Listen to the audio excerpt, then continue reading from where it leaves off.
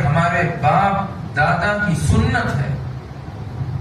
نبی ہوتے ہوئے حضرت ابراہیم علیہ السلام کو باپ کا حکم، دادا کا حکم دیتے ہوئے کہتے ہیں کہ ہمارے دادا کا کیا ہے؟ سنت ہے. اس کا مطلب ہم بے وفا ہو گئے ہیں، اس کا مطلب ہم دھوکے باز ہیں اگر ہم اس سنت پر عمل نہ کریں، اس واجب پر عمل نہ کریں.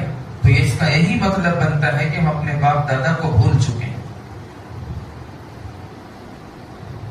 آپ کو باپ کی محبت اگر ہے، دادا کی محبت اگر ہے، دنیا میں جو آج ہماری قریبی دادا اور باپ ہوتے ہیں ان سے ہم بے پناہ محبت کرتے ہیں.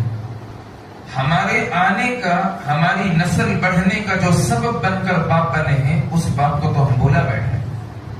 ان کی سنت حضرت ابراہیم علیہ السلام نے تو اللہ کے حکم کے خاطر، اللہ کا حکم بجا لانے کے لیے اپنے بیٹے کو بیٹا نہیں سمجھا، اپنے بیٹے کو اللہ کی راہ میں قربان کرنے کے لیے لے کر چلے گئے.